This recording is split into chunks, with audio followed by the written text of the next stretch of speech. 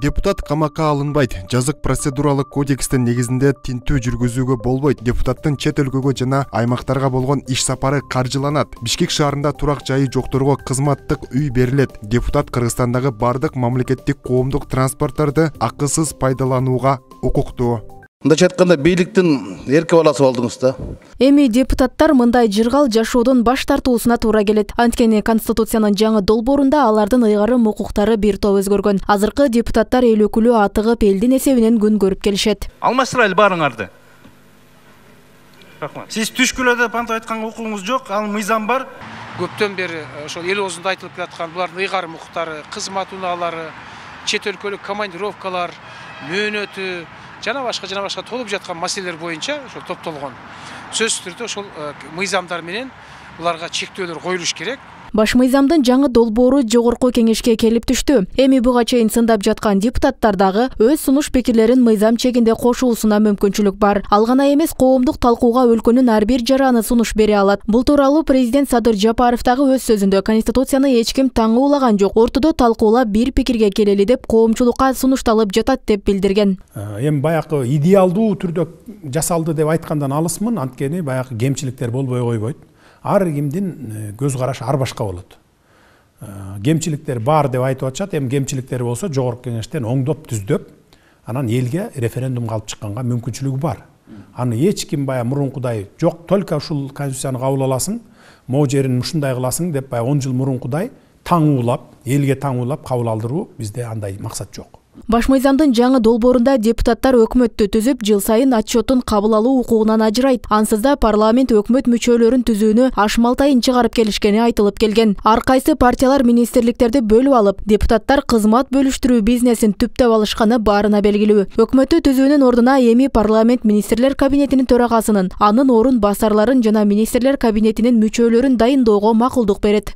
Жаңы долбоор боюнча президент өзү аткаруу бийлигин жетектеп аткандан кийин, өкмөттүн курамын, өкмөт башчысын өзү сунуштап аткандан кийин, ал жеке жоопкерчиликти алып аткандан кийин ага жол бербейт деп ойлойм. Мурдагыдай ошол партиялар, фракциялар, министрликтерди, агентстволорду, ведомстволорду бөлүштүрүп алып, соодалашып, өздөрүнүн ошол татыксыз кадрларын коюуга жол берилбеш керек. Берилбейт деп да ойлойм.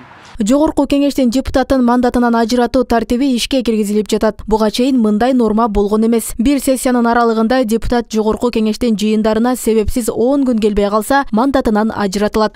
Бир күн келбей калса да иш керек. Биз бул жерде иштейбиз. Бир күн келбесек бизден мээбизди чыгат го. Ошолор чыгарган закон да бул. Айылдык кеңештин депутаттары деле эч нерсе албай эле жашап эле иштеп атышпайбы эл үчүн. Совсем жок кылыш керек алардын айлыгын. Биз бир жерге 2 күн ишке келбей койсоң иштен алып коет. Ал депутат болсо эмне үчүн 10 күн калат? Анан өзүнчө эле чөнтүккө кол салып алып, кааласа келип парламентке, кааласа аны сразу атазат этип кетириш керек. Окшон бара тургандар, иштей тургандар элде чыгат да. 10 күн эмес, 1 күн дагы кечикпеш керек алар. Жоопкерчилик иштеди алар. Коомчулукта көп наразычылык жараткан алардын саны болчу. 120дан 90го кыскартуу каралган. Ошондой эле бир партияга 65тен көп мандат берилбейт. Мурда 21 жаштагы жаран жогорку кеңешке депутат боло алчу. Эми 25 жаштан өткөндөр гана депутат боло алары жазылган. Атасын тапкан жеп кийип чоңоюп эле анан кийин адам кадырын билбейт да. Ушу негизи жаштар болсо да аксакалдар менен аралашкан жакшы да. 25 жаш кичине бир акыл эсин токтоткондор анан барып элдин көйгөйүн чечсе жакшы болот да. 90 болот, нормальный. Нормальный 40-ны жаңы жерлерден шайланып келсе, калганы депутаттардан келет. 35-и жеке мандат деп атат, канча 55-и партиядан барат деп атат. Мунусу туура эле бирок. Эми жаштар катышпай калат, ал жеке мандатта жаштар катышпай калат деп ошон үчүн жанагы немени кошпойду да. Берке партиядан барганда жаштар барат, анан кыздар аралашып калат, аял кишилер аралашат деген анысы туура эле эми. Менин оюмда ал деле туура. Анан жанагыдай көп машинаны, көп жеңилдикти, көп акча немелерди алып салган деле жакшы. 35 депутат жетет, мынандай жетет. Депутаттар эмне кереги бар? Эмне иш кылып атат? Бардык атчылар, министрликтер бар, аткарат адамдар бар, барды бар. Депутаттар эмне алат?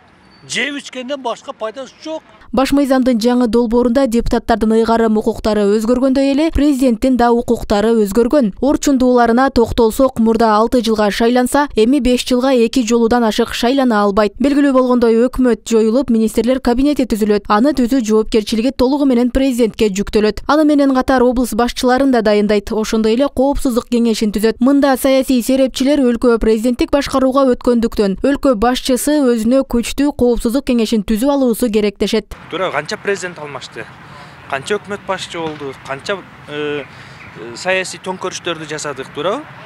Кошуналар кандай башкаруу формасында кетип атат? Бардыгы президенттик башкарууда кетип атат.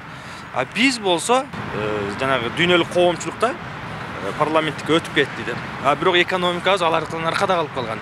Саясатыбыз астыга кетип калган. Кандай болуш керек эле өзү? Экономика биринчи, анан саясат кетиш керек эле да.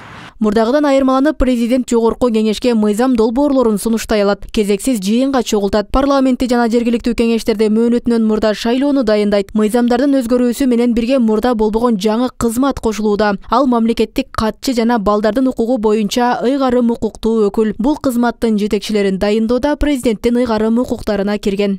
Анан эми сиз айтып атпайсызбы, президенттин полномочиясы аябай эбегейси зор болуп кетти деп. Бүгүнкү конституция менен президенттин полномочиясы эбегейси зор. Бирок көшөк артында туруп алып башкарып атат.